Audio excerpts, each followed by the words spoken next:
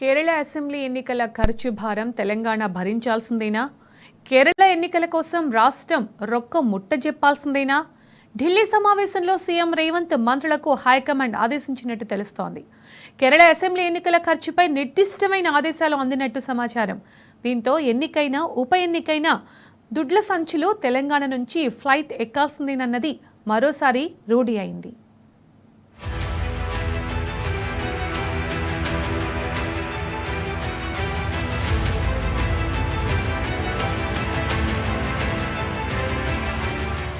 Kerala assembly ఎన్నికల ఖర్చు భారం తెలంగాణ భుజాలపై పడింది. రాష్ట్ర ఖజానా నుంచి ఎన్నికల భారం మోయాల్సి వస్తోంది. 75% ఖర్చును భరించాల్సి ఉంటుందని రాష్ట్ర నాయకత్వానికి హైకమాండ్ తేల్చి చెప్పినట్లు తెలుస్తోంది. కేరళలో ఎన్నికలకయ్యే ఖర్చు ఎంత, Telangana CM Revanth Reddy, deputy CM, ఇతర మంత్రులు తమ తమ వాటాల కింద ఎంత రొక్క ముట్టజెప్పాలి, ఎవరు ఏ బాధ్యతలు నిర్వర్తించాలి, ఎవరి టార్గెట్ ఎంత అన్న అంశాలపై ఢిల్లీలో జరిగిన సమావేశంలో అధిష్టానం తెలంగాణ కాంగ్రెస్ నాయకత్వంతో చర్చించినట్లు సమాచారం. సీఎం, మినిస్టర్లు, రాష్ట్ర కాంగ్రెస్ నాయకత్వంతో ఢిల్లీ హైకమాండ్ నిర్వహించిన సమావేశం పలు అంశాలపై ఫోకస్ చేసినట్టు సమాచారం.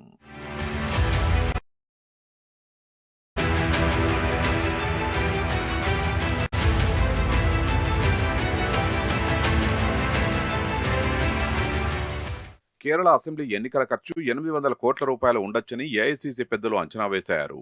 75% నిధులు సమకూర్చాల్సిన బాధ్యత తెలంగాణదే అని కాంగ్రెస్ జాతీయ నాయకత్వం తేల్చి చెప్పినట్లు తెలుస్తోంది.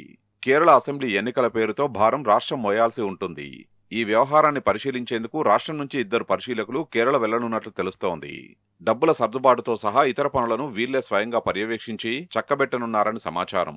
కేరళ అధికార పీఠాన్ని దక్కించుకోవడం ఖాయమన్న భావనలో ఉన్న ఢిల్లీ కాంగ్రెస్ పెద్దలు ప్రస్తుతం ఏఐసీసీ జనరల్ సెక్రటరీగా ఉన్న కేసీ వేణుగోపాల్ ను సీఎం అభ్యర్థిగా ప్రకటించే అవకాశం ఉన్నట్లు తెలుస్తోంది.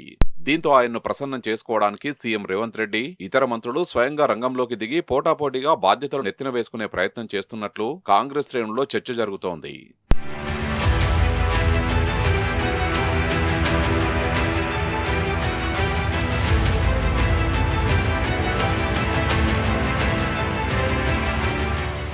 కర్ణాటక, హిమాచల్ ప్రదేశ్, తెలంగాణ రాష్ట్రాల్లో కాంగ్రెస్ పార్టీ అధికారంలో ఉంది.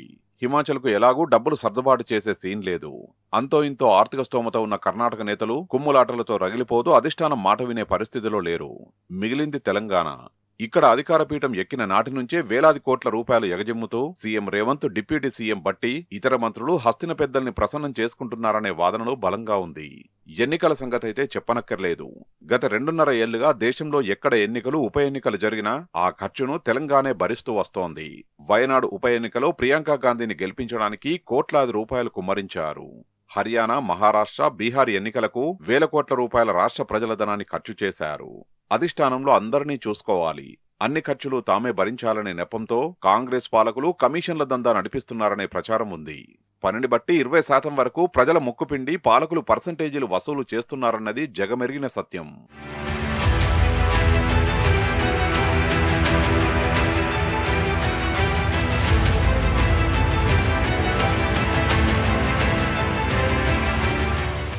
కేరళ ఎన్నికలతో పాటు రాష్ట్రంలో జరిగిన లోకల్ బాడీ ఎన్నికలపై సమావేశం ఎంపీటీసీ, జెడ్పీటీసీలకు వీలైనంత త్వరగా ఎన్నికలు నిర్వహించాలని హైకమాండ్ కేబినెట్ ను ఆదేశించినట్లు సమాచారం. 1-2 రోజుల్లో సమీక్ష నిర్వహించి ప్రాదేశిక ఎన్నికల విషయాన్ని సీఎం రేవంత్ మంత్రివర్గం ముందుంచే అవకాశం ఉంది. మంత్రిమండలిలో చర్చించి వచ్చే బడ్జెట్ సమావేశాలలోపే పరిషత్ ఎన్నికలు పూర్తయ్యేలా ప్రభుత్వం ఒక నిర్ణయం తీసుకునే అవకాశం ఉంది. జగిత్యాలలో జీవన్ రెడ్డి, ఎమ్మెల్యే సంజయ్ మధ్య కోమటిరెడ్డి రాజగోపాల్ రెడ్డి వివాదాస్పద వ్యవహారంపై హైకమాండ్ దృష్టి సారించినట్లు తెలుస్తోంది. 2 రోజుల్లో ఇద్దరినీ పిలిచి మాట్లాడేందుకు అవకాశం ఉంది.